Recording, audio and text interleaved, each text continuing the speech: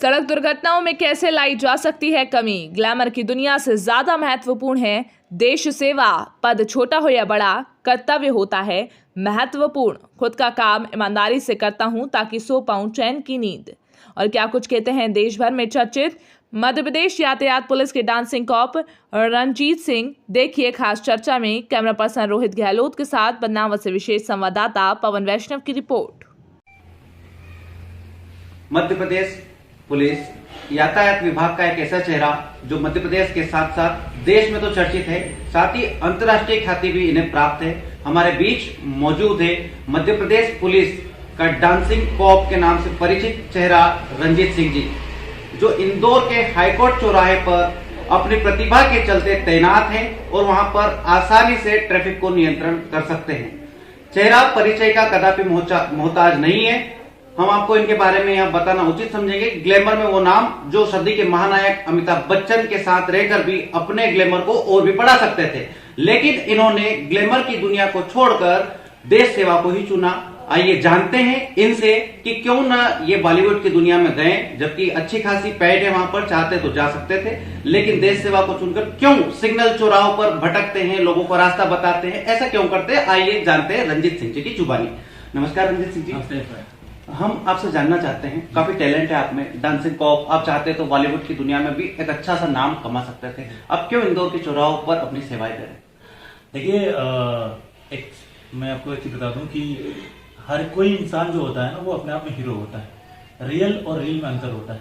मैं real heroes की तरह रहना चाहता था, क्योंकि मैं चाहता हूँ कि मेरे देश को मेरी ज्यादा आवश्यकता है कि हमारे देश में 1.5 लाख लोग, ये बहुत बड़ी संख्या है जो हर साल हम रोड पे मरते हैं। 1.5 लाख की आबादी, इसमें 90,000 वो युवा हैं जो कई सपने देख के रोड चलते हैं। मुझे लगता है कि यार मेरे इनके थ्रू, अगर अपने काम के थ्रू इन युवाओं की जान बचा सकता हूँ, तो इससे बड़ा हीरो क्या होगा। एक फिल्म के हीरो बनने से अच्छा है रियल हीरो बनूं और जाके लोगों को इंस्पायर करूं, लोगों की जान बचाऊं। मेरे लिए ज्यादा इंपॉर्टेंट लगा मुझे, और मुझे लगा कि इसमें मेरे को महारत हासिल है, मैं इसमें काम अच्छा कर सकता हूँ, मेरा बेनिफिट देश को मिल सकता है। देन और सबसे अच्छी बात, ईमानदारी से ड्यूटी करने में मुझे जो मेरा ड्रीम था, तिरंगा मिलना, यानी आप अगर ईमानदारी से नौकरी करते हैं, जिंदगी भर करते हैं, देश सेवा करते हैं, तो आपके मरणोपरांत आपकी बॉडी पे व्हाइट कफन नहीं होता, तिरंगा होता है। और वही मेरा ड्रीम था, शायद मैं इस वजह से देश सेवा में लगा हूँ। काफी चुनौतीपूर्ण कार्य रहता है, कई तरह की दुविधाओं का सामना भी करना पड़ता है। अब इंदौर जैसा महानगर है, काफी बड़े अधिकारी भी आते हैं, आप उनकी गाड़ी को भी कहीं पर दफा रोक देते हैं, सिग्नल उनको अगर नहीं होता है तो रोक देते हैं। किन दिक्कतों का सामना करना पड़ता है, काफी आसान होता है आपके लिए? देखिए, दिक्कतें आती रहती हैं, दिक्कत आती भी हैं, और दिक्कतें फेस करने के लिए इंसान को मजबूत बनाया भी गया है। दिक्कतें बुरी तब लगती है मुझे जब एक पढ़ा लिखा इंसान, जिसको जो कहता है कि ग्रेजुएट हूं या पोस्ट ग्रेजुएट हूं, और जब वो गंवारों वाली हरकतें करता है रोड पर, आपकी एक गलती की वजह से कोई अपाहिज हो सकता है, कोई मर सकता है, और आप बस सॉरी बोलते हैं, माफी मांग लें, इट्स नॉट ए गुड। मैं मानता हूँ कहीं ना कहीं देश को कोई भी पद हो, चाहे वो किसी पद पर विराजमान हो, उसको ट्रैफिक रूल्स फॉलो करना चाहिए। अगर नहीं करेगा तो मैं फॉलो कराऊंगा, जिस तरह वो फॉलो करना चाहता है उस तरह फॉलो कराऊंगा, क्योंकि मुझे हर एक इंसान की जान बहुत इंपॉर्टेंट लगती है। जान से बढ़कर कोई पद नहीं होता। तो मैं चुनौतियां आती हैं, डेफिनेटली बहुत लोग अपना परिचय देते भी हैं, कई लोग अपने रुतबा दिखाते भी हैं, पर मुझे लगता है कि नहीं, मेरे लिए जान इंपॉर्टेंट है, तो मैं उनके अकॉर्डिंग उनको बताता हूँ, समझाता हूँ, और जिस तरह से वो समझ सकते हैं समझा के उनको रूल्स फॉलो कराता हूँ, क्योंकि मेरे लिए उनकी भी जान और उनकी वजह से किसी और की जान ना जाए, इसलिए मुझे वर्क करना है। मुख्यतः तो आप इंदौर के हाईकोर्ट चौराहे पर रहते हैं, लेकिन कई अन्य चौराहों पर भी आपको तैनात किया जाता है जहां पर ज्यादा दुर्घटनाएं होती हैं। इन दुर्घटनाओं को कम कैसे किया जा सकता है? आपके अनुसार क्या ऐसे निर्णय होंगे सरकार के, शासन के, प्रशासन के, जिनसे कि इन जो दुर्घटनाएं होती है आए दिन वो कम की जा सके? देखिए, कहीं ना कहीं मैं हमेशा बोलता आया हूँ, और कहीं ना कहीं कानून को थोड़ा सख्त और होना पड़ेगा। हमारी सिर्फ चालानी कार्रवाई से फर्क नहीं पड़ता, क्योंकि आजकल किसी के भी जेब में पैसा होता है और फट से मुंह पे मारता है, चालान बना लो, पर उसका दिमाग नहीं सुधरता। तो कहीं ना कहीं एक मैं हमेशा ये बात बोलता हूँ कि स्कूल एजुकेशन में भी शिक्षा का पाठ्यक्रम होना चाहिए, चाहे वो ग्रामीण स्तर पे हो स्कूल हो, चाहे वो शहर स्तर पे हो। एजुकेशन का जो पार्ट है, एजुकेशन के बारे में, ट्रैफिक एजुकेशन के बारे में स्कूलों में बताना चाहिए कि आप एक गलती कहाँ किस तरह किसमें भारी पड़ सकती है। तो एक पॉइंट ऑफ व्यू ये है कि स्कूल एजुकेशन में ट्रैफिक को इंक्लूड किया जाए। और दूसरी एक चीज है, जो रूल्स फॉलो नहीं करते, जो जानबूझ के गलती करते हैं, उनके लिए सख्त से सख्त कानून होना चाहिए। उनपे अगर गाड़ी चलाते वक्त उनकी वजह से, उनकी नासमझी की वजह से, उनकी कोई गलती की वजह से किसी जान जाती है, तो ना उनको सिर्फ बेल होकर उनको फ्री नहीं होना चाहिए, उनके ऊपर गैर इरादतन हत्या का मुकदमा भी दर्ज होना चाहिए, ताकि डर नहीं होगा। मैं मतलब बिलीव करता हूँ डर भी ना हो, तकलीफ गुस्सा ही, तो डर का माहौल जब तक नहीं आएगा तब तक रोज को लोग मजाक बनाते रहेंगे। क्योंकि हमारे देश में लोग ये लोग कहते हैं कि आर्थिक तंगी चल रही है, पर मुझे कभी दिखाई नहीं देती। चुराव पर लोग इस तरह नोट निकाल के देते हैं और इस तरह मुंह पे मारते हैं कि चलन बनाइए, पर उनका दिमाग सुधरता नहीं। तो एक्चुअली लोगों का दिमाग सुधारना बहुत जरूरी है, न कि किसी शिक्षा के माध्यम से, चाहे वो इन्फोर्समेंट के माध्यम से हम उनका दिमाग सुधारें। क्योंकि पढ़ा लिखा व्यक्ति गलती कर रहा है, मेरे चौराहे पे कई गांव के व्यक्ति आते हैं, उनसे गलतियां नहीं होती, पर कई शहर के लोग, पढ़े लिखे लोग इस तरह रोड क्रॉस करते हैं जैसे कि वो बगीचे में घूम रहे हो। तो कहीं ना कहीं मानसिकता पर अगर हम लोड डालेंगे तो सुधार होगा, कहीं ना कहीं सुधार होगा। और एजुकेशन के माध्यम से जो हमारा बच्चा स्कूल पढ़ रहा है, अगर एजुकेशन को हम ध्यान रखेंगे तो कहीं ना कहीं उसको जब बड़ा होगा तो जब गाड़ी चलाएगा तो ट्रैफिक रूल्स को समझेगा। देखिए, आज तो आपका ग्लैमर है, काफी नाम भी आपका, आप चाहे मतलब किसी अधिकारी को भी आप बताएं कि सर मैं गलत नहीं था, ये सामने वाला गलत था, तो आपकी बात आज मानते हैं। लाखों फॉलोअर्स आपके सोशल मीडिया पे। जिस दिन आपने वर्दी पहनी थी, ज्वाइन किया था, ट्रैफिक पुलिस में आए थे, एक दिन रंजीत सिंह जो आज नाम है, इतना बड़ा नाम तो बना नहीं था। शुरुआत में क्या दिक्कतें आई थी आपको? देखिए, शुरू से मैं बचपन से एक चीज था, मेरे दिमाग में था कि कहीं भी खड़ा रहूं तो दिखूंगा जरूर, कोई भी व्यक्ति निकले तो देख के जाए मुझे। ये मेरा बचपन से था। मैं क्रिकेट प्लेयर था और अंडर 19 में सिलेक्शन होना था, तो मेरा नंबर 11 में नहीं आ रहा था। तो मेरे सर ने बोला कि रंजीत 12 नंबर पे सिलेक्शन हो सकता है अगर तेरी फील्डिंग अच्छी हो तो मैंने कहा ओके। तो मैंने फील्डिंग करना स्टार्ट कर दिया। वो अच्छी फील्डिंग करता था। मेरे को इंपॉर्टेंट नहीं था 11 में आना, मुझे लगा टीम में आना, यानी 12 नंबर पे आना। तो कहीं भी आप खड़े रहो, बचपन से याद थी मेरी कि मैं कहीं भी खड़ा रहूंगा तो बिना क्यों देखे गाएगा नहीं मुझे। दिक्कतें आती है, देखिए कई लोग चमका के जाते हैं, सस्पेंड करा देंगे, नौकरी छीन लेंगे, वर्दी उतरवा देंगे, समझ। पर यकीन मानिए, अगर आप देश से मोहब्बत करते हो ना, अपने देश से मोहब्बत करते हो, तो आप उस देश की रक्षा के लिए चट्टान से लड़ जाओगे, भगवान से लड़ जाओगे, आप किसी से भी लड़ जाओगे। मेरे दिमाग में एक जरूर चीज थी बचपन से भी, मेरे फादर पुलिस में थे, तो मैं सोचता था कि अगर मैं वर्दी पहनूंगा तो ईमानदारी से नौकरी करूंगा और जिंदगी भर ईमानदारी से नौकरी करूंगा।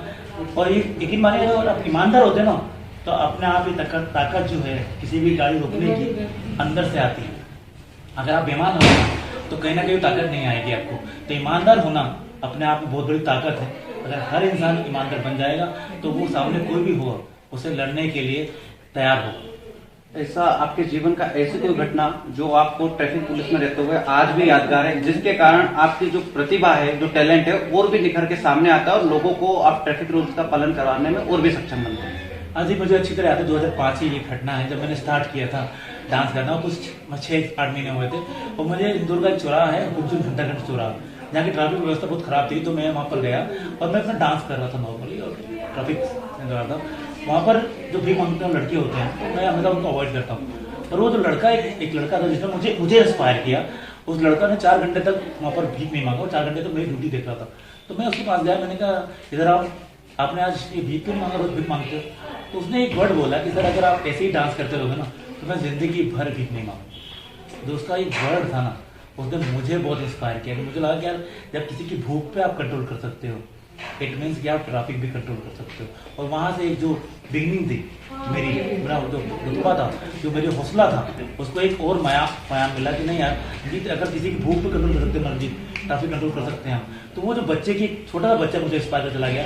आज भी मैं छोटे से लेकर बड़े थे, आपको जिससे ज्ञान है, कोई दिक्कत नहीं होना चाहिए। कोई आपको ज्ञान दे रहा है, कोई आपको इंस्पायर कर रहा है, होना चाहिए। ये नहीं सोचना चाहिए सामने वाला गरीब है, अमीर है। वो छोटे से बच्चे ने रंजीत को बनाया, मैं खुलेआम आपके सामने बोल रहा हूँ कि एक गरीब बच्चा जो भीख मांगता था, उसका एक वर्ड ने कि आप ऐसे डांस करते रहोगे तो मैं जिंदगी भर भीख नहीं मांगूंगा, इस वर्ड ने मुझे रंजीत सिंह से द रंजीत सिंह बना। आप काफी पॉपुलर तो हो ही चुके हैं, भविष्य में ऐसा क्या कुछ करेंगे कि आपकी पॉपुलरिटी जो है वो और भी बढ़ सके?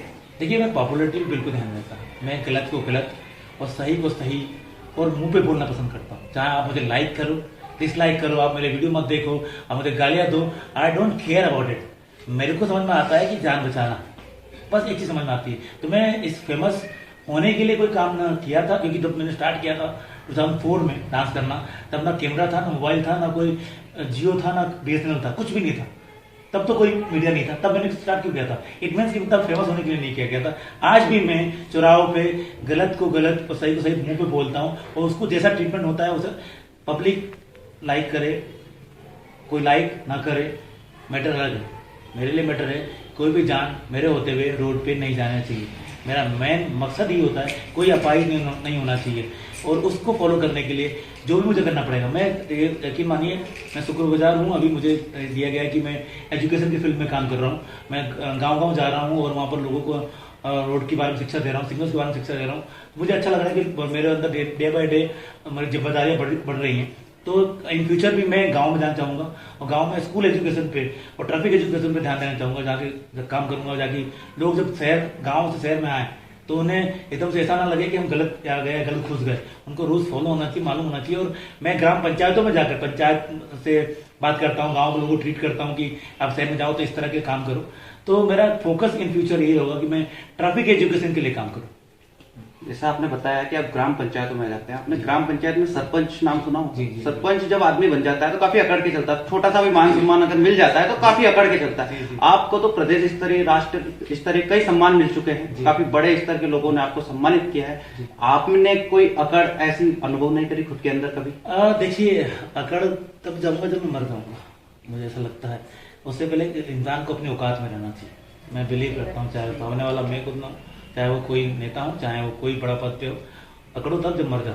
उससे पहले विनम्र रहो। हाँ, पर जो जिम्मेदारी आपको दी गई है उसके निर्वहन में अगर आपको करना है, लड़ना है, इससे जूझना है तो आप बिल्कुल जूझो, मगर अकड़ो मत, कभी किसी घमंड मत करो। मैं आज भी एक बुलावे पे, कोई बुलाता है, जैसे कहीं भी बुला, आज आपके शहर में आया हूँ, एक बुलावे पे कहीं भी चला जाता हूँ, क्योंकि मुझे लगता है कि अगर मैं दिन भर में किसी एक व्यक्ति को भी हंसा पाया, उसे इंस्पायर कर पाया, मेरा दिन बन गया। तो मैं इंदौर से अगर यहाँ पर आ गया तो मैं कहीं भी चला जाता हूँ इसके लिए। तो अकड़ना इंसान को तब चाहिए जब वो मर जाए, उससे पहले मैं नहीं बोलता हूँ, वरना मेरी औकात है कि मैं इतना पढ़ा नहीं हुआ, ठीक है, सम्मान अपनी जगह है, पर मेरा मूल मकसद जो शुरू से था कि मैंने जैसे अपना दोस्त, अपना भाई, दोनों को रोड एक्सीडेंट में खोया है, दोनों की लाशें मैंने उठाई हैं, तो मैं नहीं चाहता कि मेरे देश के युवा रोड पे सपने टूट जाएं, उनके माँ बाप रोड पे मर जाएं। मैं ऐसा नहीं चाहता, मैं इसके लिए काम करना चाहता हूँ और यही मेरा मकसद है, और इसमें कोई घमंड या गरूर वाली बात नहीं है। एक मेरा सेकंड लास्ट क्वेश्चन है, इसके बाद एक क्वेश्चन और होगा। जैसे कि सामान्यतः जब भी व्यक्ति कोई ट्रैफिक रूल का उल्लंघन करता है तो उसका चालान काट दिया जाता है। आपकी शायद पॉलिसी कुछ और होगी, रुपये ले लिए जाते हैं उससे, है ना? पुलिस वाले सामने तो ऐसा करते हैं, बकायदा उसको कई बार ऐसा सुनने में आया कि हेलमेट खरीद के देते, पर ऐसा सरकार करती क्यों नहीं है? देखिए, ऐसा है कि ये खुद का ज्ञान होना चाहिए। मेरे को रोटी खानी भूख लगी, ये कोई ज्ञान देता है क्या? नहीं। भूख लगे तो आप खाना खाते हो, तो रोड पे चलना तो हेलमेट भी नहीं पहनना। ये कोई समझाएगा नहीं आपको। यार, आपको भूख लगी है, आपको ब्रश करना है तो आप करते हो ना, क्योंकि आपको फायदा चीज होती है। तो रोड पे आपको फायदा क्यों दिखता? रोड पे वो हेलमेट लगाना है, आपकी सेफ्टी के लिए है, तो आप क्यों नहीं लगाना चाहते? ये कोई बताएगा, आपको कोई गिफ्ट देगा तो आप करोगे। हमारे देश में 90% इंजरी, सर मैं आपको बता दूं, 1,20,000 के आसपास, जो इतनी संख्या 1.5 लाख लोग मरते हैं, उसमें 1,20,000 के आसपास आबादी सिर्फ सर में चोट लगे मरते हैं, सिर्फ हेलमेट ना होने की वजह से। तो क्या हम इतने अज्ञानी हैं कि हमें पता नहीं होना चाहिए कि हमारे सर में चोट जो होगी, भगवान ने सर एक ही बनाया। अगर आपके पिताजी का नाम शंकर भगवान है और वो आपको दूसरा सर ला के दे सकते हो तो आप बेशक हेलमेट ना पहने, पर अगर आपके पिताजी का नाम शंकर भगवान नहीं है तो आप कृपया करके हेलमेट पहने और सेफ्टी रूल्स फॉलो करें। चाहे आपको कोई पहनाए ना पहनाए, पुलिस रहे ना रहे, रणजीत सिंह रहे ना रहे, लाइफ आपकी, सोचना आपको है। मेरा अंतिम सवाल है, युवा जो वर्ग है काफी आपसे इंस्पायर होते हैं, ग्रामीण क्षेत्र में आप इधर आए हैं, क्या मैसेज देंगे ग्रामीण क्षेत्र के युवाओं को जिससे कि वो ट्रैफिक रूल्स का पालन कर सके और अपने जीवन में नई गुणवत्ता का, नई ऊर्जा का समावेश हो सके? देखिए, लेकिन माने मैं युवाओं को बोलना चाहूंगा कि 90,000 युवा लास्ट ईयर में मरे हैं हमारे देश में, और जो कि बहुत देश की बहुत बड़ी हानि है, क्षति है, जो देश के बहुत काम कर सकते थे। तो मैं युवाओं को बोलना चाहूंगा कि यार, मरना है ना तो अपने देश के लिए मरिए, और अपनी बॉडी को घर भेजना है तो तिरंगे में लपेट के भेजिए। आपके माँ बाप को आप पे प्राउड होगा, गर्व होगा, समाज को गर्व होगा, और आपके बॉडी के पीछे ना पूरा शहर, पूरा गांव चलेगा। अपनी बॉडी को सफेद कपड़ों में खून से लथपथ रोड पे मार के मत भेजिए, क्योंकि उसमें ना सहानुभूति मिलेगी और ना आपके माँ बाप इस दुविधा को, इस घटना को सहन कर पाएंगे। तो युवाओं से बोलना चाहूँगा, अपने देश को, अपने जिस्म को अगर कुर्बान करना है तो अपने देश के लिए करिए, और अपनी बॉडी को अगर घर भेजना है ना तो तिरंगे में भेजिए। जय। तो ये थे हमारे साथ मध्य प्रदेश पुलिस के चर्चित चेहरे के रूप में चित परिचित रणजीत सिंह जी, जो कि ट्रैफिक पुलिस में तैनात है और देश सेवा कर रहे हैं। इसी तरह की लेटेस्ट खबरों के लिए देखते रहिए NTV time. Camera person Yogesh Bairagi के साथ बदनावर से विशेष संवाददाता पवन वैष्णव की एक खास रिपोर्ट।